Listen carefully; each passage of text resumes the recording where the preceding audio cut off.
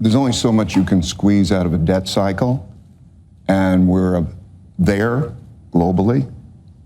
So when you can't lower interest rates anymore, we know that the power of having the effect on asset prices going up because interest rates go down. In other words, they has a present value effect that causes interest rates to, lower interest rates cause asset prices. We're reaching that limit.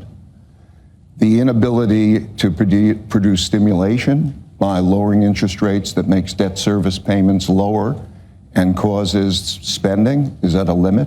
The wealth gap is part of that limit. So you can't lower interest rates more materially. Maybe they go the other way. And you also are at a limited quantitative easing because the spreads are limited. In other words, the way quantitative easing works is that somebody comes in and buys an asset, the central bank, they buy a bond, they sell that bond, they want to buy something else, causes all the assets to go up. So globally, those forces that were behind are no longer behind us.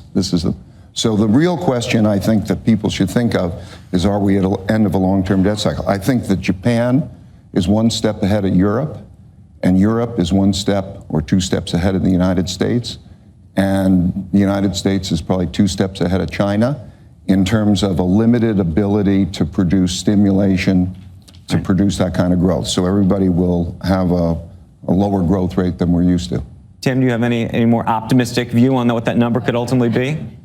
I think when I left the New York Fed like ages ago, feels like decades ago, I think the Fed economists then thought the U.S. economy was a 2.25% potential growth economy, long-term potential growth. And I would say most economists today are in raised range. You have to recognize that demographics and slower productivity growth are just big, powerful secular trends, apart from the things Ray was focusing on too. And that just brings a lot of gravity to what's possible in these economies. It's like a world where people say it's a world of diminished expectations, slow growth, low return. I think the scarier things are really about politics, about the scary erosion of the pragmatic center in politics, diminished capacity to make sensible economic choices on things governments really have to do, and the erosion in the Keynesian arsenal, or the erosion in the policy tools available to help offset the effects of a next recession, a modest shock. Those two things are very consequential, very damaging, very scary things. If all we faced was a world where demographics were going to produce somewhat slower growth, but it was more stable, durable, that would be fine. But those two other things make it a little more perilous.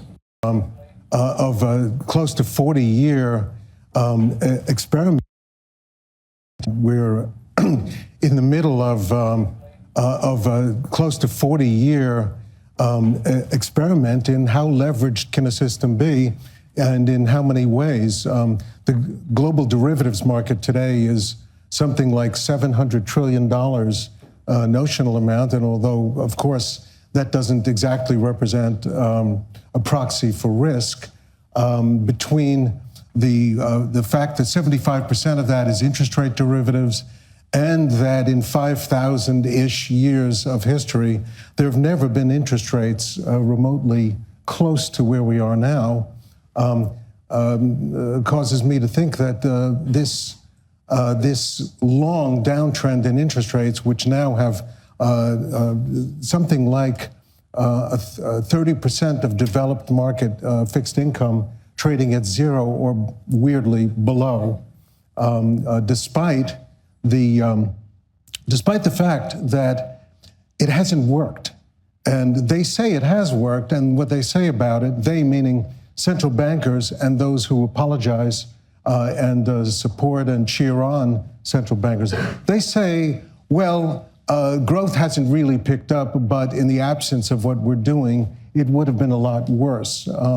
I don't think that's right. I think it's possibly right as far as it goes, meaning because of the lack of the obvious low-hanging fruit of fiscal, and I'll explain what I mean by fiscal policies that would restore levels of growth significantly higher than those described by Ray Dalio and Tim Geithner, restore that to the developed world. In the absence of fiscal policies in tax, regulation, trade, education, policies that would deal with the consequences of technological obsolescence. In the absence of those pro-growth policies, sure, monetary policy is the only game in town.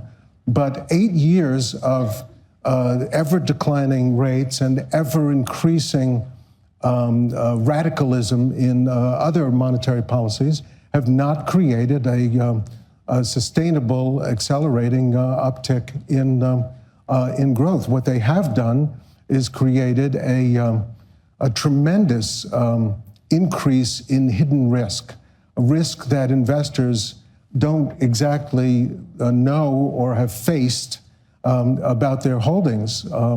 And I think it's a very dangerous time in the global economy and global financial markets. And by way of reminding people as well of 2007, when, as I read in Gillian Tett's account, you and Jim Chanos sat with the finance ministers of the G7, correct?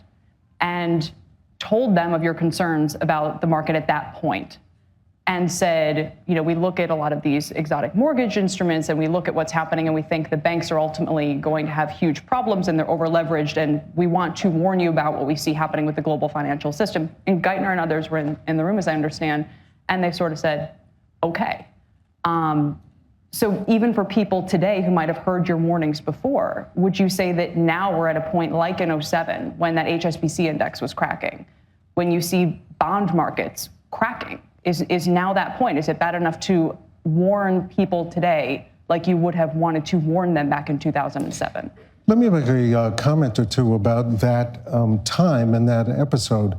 It wasn't just myself and Jimmy Chanos that were speaking like that, and speaking like that to policymakers and regulators. In that particular meeting, there were a number of other financial industry folks and hedge fund folks.